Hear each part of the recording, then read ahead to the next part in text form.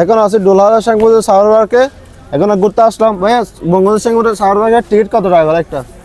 এখন আপাতত আপনার টিকিট নিচ্ছে হচ্ছে 100 টাকা করে। আগে অনেক ছিল, আগে তো ছিল আপনার শুরু হয়েছিল 20 টাকা থেকে, 20 টাকা থেকে হয়ে গেল 50 টাকা, 50 টাকা হয়ে গেল এখন দেশ যেহেতু স্বাধীন হয়েছে 100 টাকা করে। 100 টাকা করে?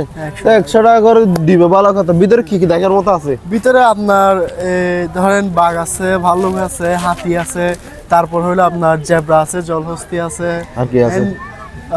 মানে যত ধরনের, হ্যাঁ সাপ আছে, সাপ আছে, তারপর আপনার কচ্ছপ আছে, ছোট বড় যে প্রাণীগুলো আমরা দেখি জু টাইপের এসবগুলো প্রাণী এখানে আছে। এগুলো কি সরাসরি দেখতে পারবে? হ্যাঁ সরাসরি দেখতে পারবে। এখানে হচ্ছে আপনার প্রাণীগুলোকে রাখার পরে গ্রিল দিয়ে বেষ্টনী করে দেওয়া হয়েছে যাতে দর্শকদের কোনো ক্ষতি করতে না পারে। 100 টাকা যেটা দিবে এটা আড়াই উঠবে?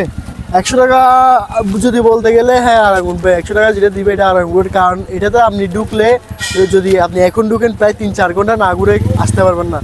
এটা ঘুরতে পুরো 3-4 ঘন্টা লাগে। এটা যত বড় এরিয়া, 3-4 ঘন্টা লাগে। হ্যাঁ এরিয়া ঘুরে আসতে আপনার সবগুলো একটা একটা করে যদি দেখতে চান আপনি 3-4 ঘন্টা কেটে যাবে, মাস্ট কেটে যাবে।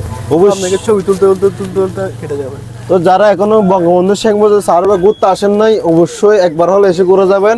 টাকা পয়সা বড় কথা না, এরিয়াটা খুব সুন্দর, ভিতরে বিভিন্ন জীবজন্তু দেখতে পারবেন। তো যারা এখনো আসেন নাই এসে ঘুরে যাবেন। আজকের ভিডিও পর্যন্ত। ভাই কিছু বলো দাও, সবাইকে আসতে বলো। সবাই আসবেন, দুলাদা সাফারি পার্কে আসবেন, দেখবেন, ঘুরবেন, কারণ দেখার মাঝে একটি তৃপ্তি রয়েছে।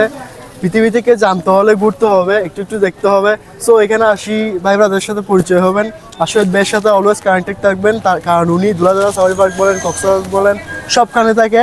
তো যারা যারা ফ্রিতে ছবি তুলতে চান সে ভাইকে ফলো দিয়ে রাখবেন, লাইক কমেন্ট করবেন যে আপনারা আসছেন কিনা। আসসালামু আলাইকুম।